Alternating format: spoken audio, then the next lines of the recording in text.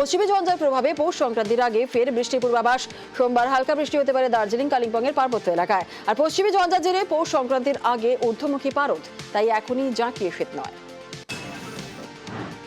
কলকাতায় বেশ কিছুটা নামলো পারদ, কমলো দিন ও রাতে তাপমাত্রা। 2 থেকে 3 ডিগ্রি সেলসিয়াস নামলো পারদ। সর্বনিম্ন তাপমাত্রা 13.6 ডিগ্রি সেলসিয়াস। আপাতত 12 থেকে 13 ডিগ্রি সেলসিয়াসের ঘরে থাকবে তাপমাত্রা। সপ্তাহের শুরুতেই সামান্য বাড়তে পারে উষ্ণতা। বাইকে এসে হামলা, ধাওয়া করে পয়েন্ট ব্ল্যাঙ্ক রেঞ্জ থেকে পরপর গুলি। মালদার হেভিওয়েট তৃণমূল নেতা দুলাল সরকারকে খুনের ঘটনায় এবার পুলিশের জালে তৃণমূল নেতা নরেন্দ্রনাথ তিওয়ারি সহ 2। আর এই খুনে মাস্টারমাইন্ড নরেন্দ্রনাথ তিওয়ারি মঙ্গলবার থানায় ডেকে রাতভর জিজ্ঞাসাবাদ শেষে গ্রেপ্তার। 2022 থেকে এই দুলাল বনাম নরেন্দ্র গোষ্ঠীর গন্ডগোল। গ্রেপ্তার স্বপন শর্মা নামে আরও এক। ধৃত দুজনের 3 দিনের পুলিশ হেফাজতের নির্দেশ। দুলাল সরকার ওরফে বাবলা, নরেন্দ্রনাথ তিওয়ারি ওরফে নন্দু ছোটবেলার বন্ধু, বেড়ে ওঠা মালদার ঝলঝলিয়ায়। দুজনের বন্ধুত্বে ফাটল ধরে 2022 সালের পুরো ভোটে। আর 2025-এ খুন।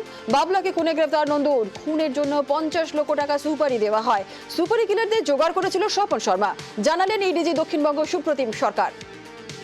কাল রাত্রিবেলা নরেন্দ্রনাথ তিওয়ারি এবং স্বপন শর্মা নামে দুজনকে আনা হয়, জিজ্ঞাসাবাদ করা হয়। এসপির নেতৃত্বে রাতভর জিজ্ঞাসাবাদ চলে এবং জিজ্ঞাসাবাদের পরে সকালবেলা এই দুজনকে গ্রেফতার করা হয়েছে। দুজনে এই ঘটনার মূল চক্রী ছিলেন। 50 লক্ষ টাকার বিনিময়ে সুপারি কিলিংয়ের একটা বরাত দেওয়া হয়েছিল।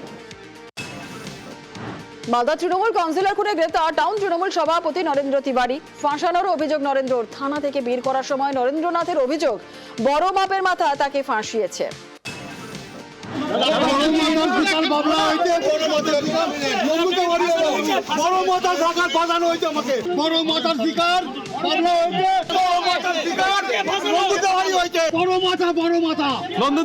আপনি কি চক্রান্ত শিকার? হ্যাঁ, চক্রান্তের শিকার। আপনি চক্রান্ত শিকার অবশ্যই। বড় মাথার শিকার, বড় মাথার শিকার, বড় মাথার শিকার বাংলা হয়েছে, বড় মাথার শিকার আপনি। ভুল করে সেদিন পাগলু গানটা গেয়েছিলেন। 14 বছর পর ভুল স্বীকার করলেন দেব। তখনও রাজনীতিতে পা রাখেননি, কিন্তু রাজনীতির মঞ্চে এসেই তৈরি করেছিলেন বিতর্ক।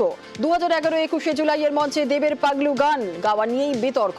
14 বছর পর সেই ঘটনার জন্য প্রকাশ্যেই ভুল স্বীকার করে নিলেন ঘাটালের তৃণমূল সাংসদ।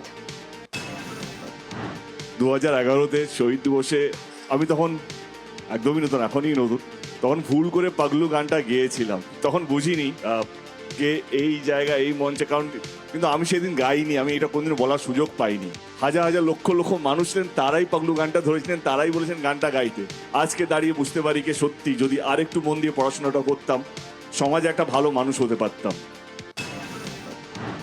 পুলিশের জালে এবার পুলিশ কর্মীর বাবা। পাসপোর্ট জালিয়াতি চক্রে এবার রাজ্য পুলিশের এসটিএফের জালে পুলিশ কর্মীর বাবা। ধৃতের নাম সমীর দাস। তদন্তকারীদের দাবি, পাসপোর্ট জালিয়াতির পান্ডা সমরেশ বিশ্বাসকে জেরা করে সমীরের নাম সামনে আসে। মঙ্গলবার রাতে বারাসতের নবপল্লীর বাড়িতে হানা, গ্রেফতার, বাজেয়াপ্ত বেশ কয়েকটি আধার কার্ড। ছেলে পুলিশ বলেই প্রভাব খাটিয়ে ভুয়ো আধার কার্ড তৈরি করতেন সমীর দাস। পরিবারের দাবি, মুদিখানার ব্যবসা করতেন সমীর দাস।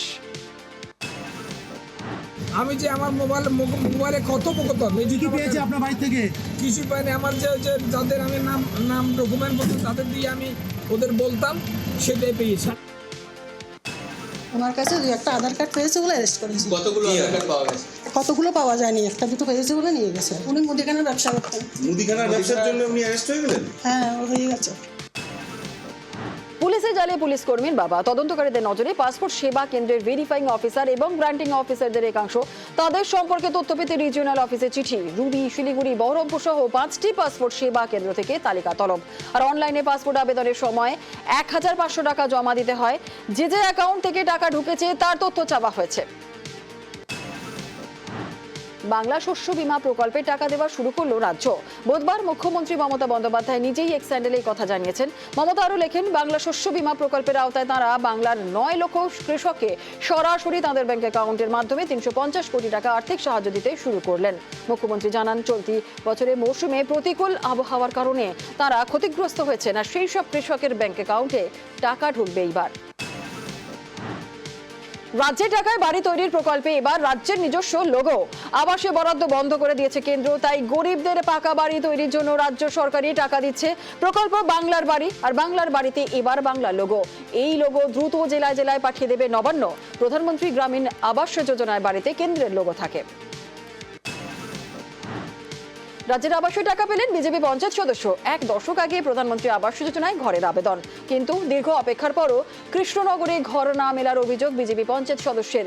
অবশেষে মুখ্যমন্ত্রীর উদ্যোগে মিলল বাংলার বাড়ি। অ্যাকাউন্টে ঢুকেছে রাজ্যের আবাসের টাকা। পাকা ঘর তৈরির স্বপ্ন পূরণ হচ্ছে বিজেপি পরিচালিত ভীমপুর পঞ্চায়েতের সদস্য সৃষ্টিধর রায়ের। আমি হচ্ছি জনতা পার্টি একজন কর্মী, আমি পাওয়ার উপযুক্ত বলে আমি ঘরটা পেয়েছি। সরকার দিয়েছে ভালো, মোটামুটি তো খুশি এখন থেকে। হ্যাঁ মোটামুটি ভালো লাগছে আর কি। আগে বেড়ার ঘর ছিল, এদিক ভাঙা ওদিক ভাঙা, শীতকালে খুব ঠান্ডা, বর্ষাকালে জল পড়তো। আমার দাদা বিজেপি করে, বিজেপির মেম্বার, তা সত্ত্বেও আমাদেরকে ঘর দিয়েছে, এতে আমরা খুব খুশি হই। ধন্যবাদ মুখ্যমন্ত্রী। সৃষ্টিধর রায় তিনি যখন আবেদন করেন সেটা করেছিলেন কিন্তু দিল্লি সরকারের কাছে। নরেন্দ্র মোদী সরকার বা কেন্দ্রের টাকা পেলেন না, তিনি টাকাটা পেলেন মুখ্যমন্ত্রী মমতা ব্যানার্জি রাজ্যসভা মামাটি মানুষের সরকারের টাকা।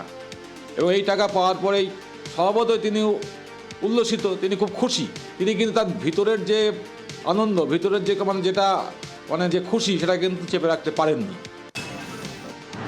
সধবা পাচ্ছেন বিধবা ভাতা। নদিয়ার শান্তিপুরে চরম গাফিলতি স্থানীয় প্রশাসনের। অভিযোগ, 2 বছর বিধবা ভাতা পাচ্ছেন শেফালি দে। লক্ষ্মীর ভাণ্ডারের বদলে বিধবা ভাতা পাচ্ছেন। টাকা নিয়ে ভাতা পাইয়ে দেন তৃণমূল নেতা। আর ভাতা বাবদ 24,000 পেয়েছেন শেফালি। জানাজানি হতেই ব্যবস্থার আশ্বাস বিডিওর। সেটা তো আমি জানতাম লক্ষ্মী ভাণ্ডার ঢুকছে, কিন্তু পরে তো আমি জানতে পারলাম যে ওটা আমার বিধবা ভাতা করে দিয়েছে। আমি লক্ষ্মী ভাণ্ডার পাইনি, সেই হিসাবে আমি লক্ষ্মী ভাণ্ডার করার জন্য জমা দিয়েছি কাগজপাতি। উত্তম হালদার বললো যে তুমি আমাকে 1000 টাকা দাও, আর পরে লক্ষ্মী ভাণ্ডার হয়ে যাওয়ার পরে আমাকে 2000 টাকা দিয়ে 3000 টাকা মানে মোট আমাকে দিতে হবে।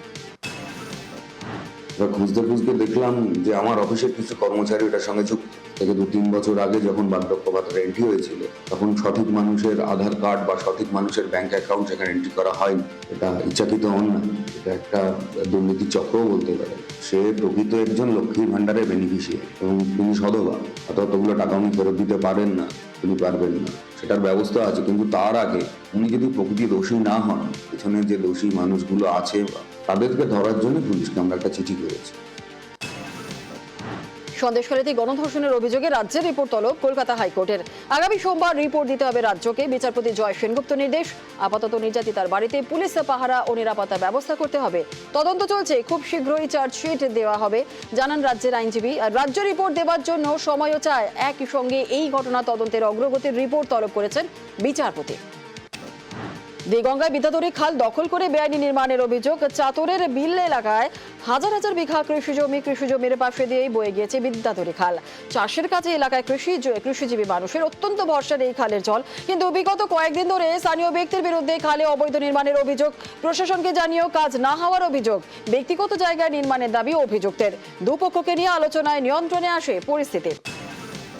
বিক্ষোভ দেখাচ্ছে আমাদের মাঠের চাষবাস আছে, সেই চাষবাস যেখান থেকে জলগুলো পাস হয় সেই জায়গাগুলো ঘর করে দোকান পাস করছে, তাহলে এই চাষগুলো কি বন্ধ হয়ে যাবে?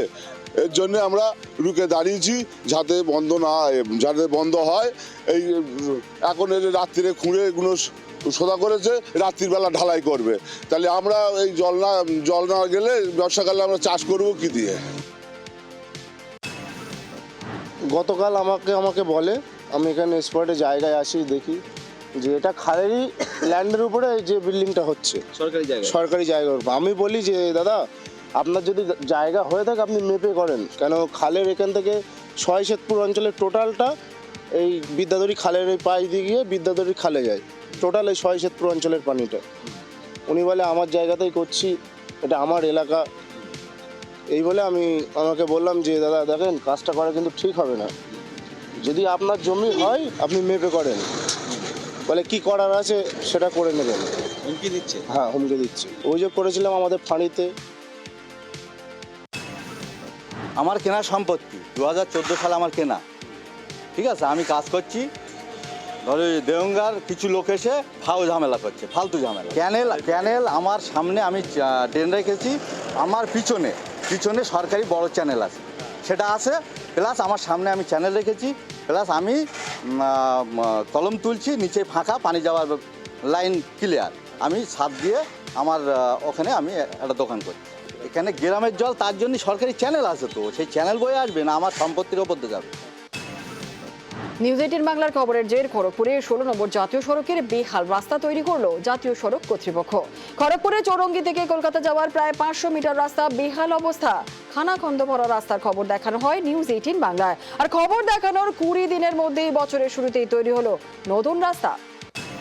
চৌরঙ্গি রাস্তাটা খারাপ হয়ে গেছিল, অনেক প্রবলেম হতো, মানে প্রত্যেক দিন ডেলি বেসিক্সে অ্যাক্সিডেন্ট হতো, ব্রেকডাউন হতো। আপনারা ভিডিওটা বানানোর পর এই জিনিসটা প্রবলেমটা সলভ হয়েছে, তো অসংখ্য ধন্যবাদ নিউজ 18 বাংলাকে। 6 মাস ধরে দাদা রাস্তা বহুত খারাপ ছিল, তো বহুজনকে বলেওছিলাম, অনেক অ্যাডমিনিস্ট্রেটিভ লেভেলেও বলেছিলাম, কোনো লাভ হয়নি। তোমাদের নিউজ চ্যানেলে দেখানোর পর বছরের শেষেই একদম নতুন গিফট, পুরো রাস্তা রেডি হয়ে গেছে, দেখতে পাচ্ছ পুরো মাহেন্দ্রা অবধি রাস্তা পুরো রেডি হয়ে গেছে আপ টু চৌরঙ্গি থেকে। তো থ্যাঙ্কস নিউজ 18 বাংলাকে। বাজারে চাহিদা নেই শীতকালীন ফুলকপি বাঁধাকপির। আর ডিসেম্বর মাসের মাঝামাঝি সময় থেকেই তলানিতে সবজির দাম। চিন্তায় ঘুম উঠেছে চাষিদের। গোপীবল্লভপুরের সুবর্ণরেখা নদী তীরবর্তী এলাকায় প্রচুর পরিমাণে শীতকালীন সবজি চাষ হয়ে থাকে। আর এই চাষ থেকেই বছরভর সংসার খরচ তোলেন কৃষকেরা। কিন্তু এই বছর শীতকালীন সবজির চাহিদা না থাকায় জমিতেই কেটে ফেলে দিতে হচ্ছে নষ্ট হওয়া ফুলকপি।